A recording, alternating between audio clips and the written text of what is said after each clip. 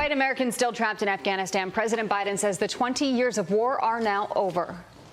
After 20 years of war in Afghanistan, I refuse to send another generation of America's sons and daughters to fight a war that should have ended long ago. My fellow Americans, the war in Afghanistan is now over.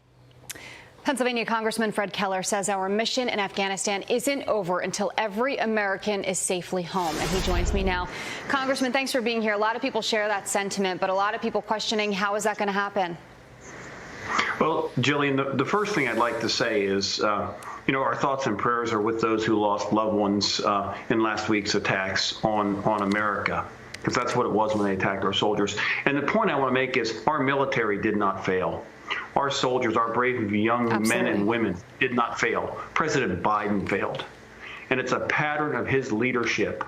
When you look at Russia sitting in Alaska lecturing us, or excuse me, China sitting in Alaska lecturing us on human rights, and Blinken sitting there taking it.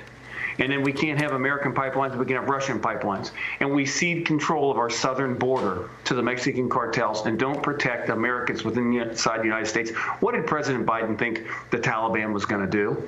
What do you think they thought of us? Only a person that's been in Washington, D.C. as long as Joe Biden and his administration could call dead American service members, an operation that resulted in other injuries, resulted in over 100,000 refugees, and armed an enemy who is a terrorist government with more armaments than 85% of the nations on the face of the earth, and he tries to call that a success? Yeah. I don't know what he's trying to peddle. Look, history might, and I'm sure at some point it will look back at this and say it was right to withdraw. A lot of people, even a lot of our veterans, say it was time to get out of Afghanistan. But the question is, how will history look back at how this was done? Exactly. And that's the point you make. There was no plan. There was no plan. And the president knew that there were problems there because he had that conversation with the president of Afghanistan over a month ago. Okay, and let's stop worrying about perception and let's start putting America first.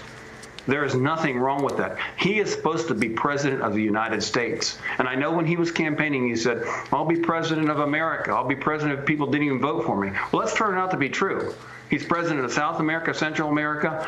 The people that didn't vote for him are coming across our southern border. I tell you what, it's time to stand up for America. It's time for the president to lead from a position of strength, because that's the only thing the Taliban and our adversaries understand. And I tell you what, I think our allies would appreciate that also. Yeah, it's a lot of questions, how we're going to repair damage that has been done on the world stage with our allies, and that's yet to be seen. In the meantime, I want to talk about what's going on in your state, because Pennsylvania issues mask mandates for schools. We can go ahead and pull up here a graphic that shows cases among children in the U.S., and you'll see 5 to 11 years old, 4.5%, 12 to 15, 3.9%. And then we can pull up a map here of the states that have school mask mandates. What is your reaction to this?